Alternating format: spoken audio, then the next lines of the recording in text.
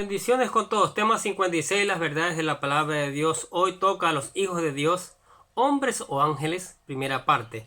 El texto que vamos a utilizar lo encontramos en Génesis capítulo 6, versículo 2. Los hijos de Dios, hombres o ángeles.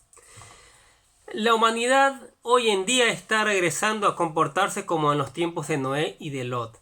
Ahora, para saber cuál juicio viene para nuestros tiempos, nos sirve estudiar Génesis capítulo 6. Entender esta información nos ayudará a comprender los hechos que están ocurriendo actualmente y que vemos a diario en las noticias, y podremos estar mejor preparados.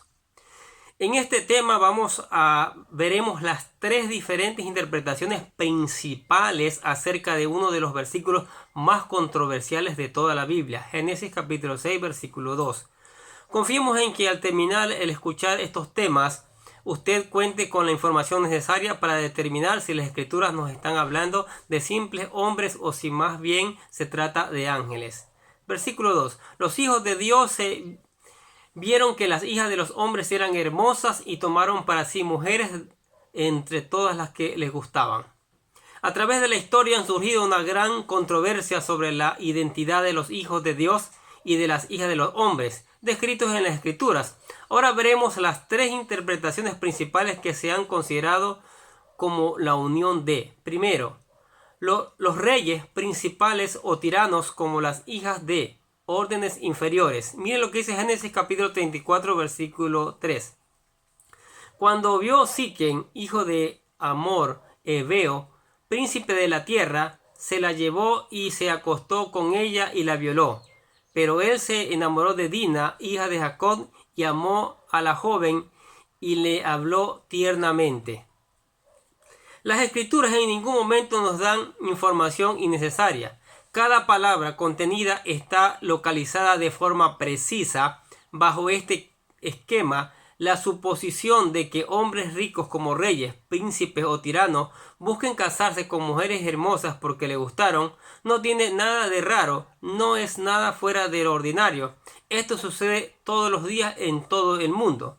De modo que si leemos este versículo pensando en esto, nos damos cuenta que esta no puede ser la interpretación del pasaje. 2. Los hombres piadosos descendientes de Set con las hijas descendientes de Caín. Esta segunda interpretación que veremos es generalmente la más aceptada por los estudiosos en los tiempos modernos y por lo tanto enseñada en los seminarios. Describe que Génesis capítulo 6, versículo 1 al 4, relata el matrimonio entre las dos líneas de los hijos de Adán, en donde las hijas de los hombres pertenecen a la perversa y apóstata posteridad de Caín, Génesis capítulo 4, que se casaron con los hijos de Dios, las descendientes piadosos, temerosos y fieles de Dios en la línea de Set, Génesis capítulo 5. Ahora veremos varios problemas de esta interpretación. Este punto de vista trata de hacer ver el matrimonio entre estas dos líneas como si fuera un pecado. Pero la Biblia no nos habla de ningún tipo de prohibición para casarse antes del diluvio.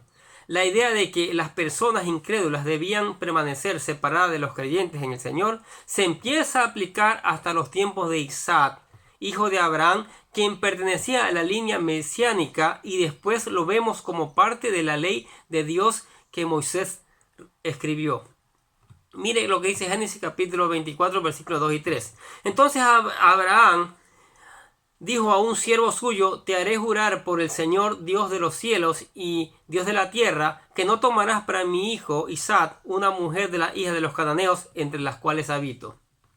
Pero si Génesis capítulo 6, versículos 1 al 8, solo habla del comportamiento del hombre antes del diluvio, ¿por qué Moisés utilizó el término hijos de Dios para describir a los hijos de Set y a las hijas del hombre para hablar solo de las hijas de Caín?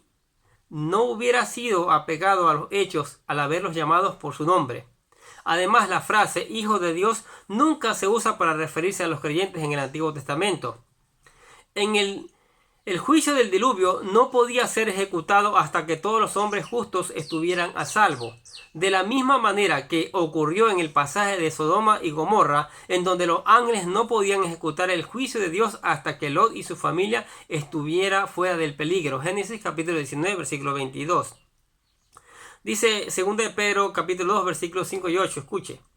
Tampoco perdonó el mundo antiguo, sino que lo guardó a Noé, un predicador de justicia, con otros 7, cuando trajo el diluvio sobre el mundo de los impíos. También condenó a la destrucción a las ciudades de Sodoma y Gomorra, reduciéndolas a ceniza, poniéndolas de ejemplo para los que habían de venir impíamente después. Además rescató al justo Lot, abrumado por la conducta sensual de hombres libertinos.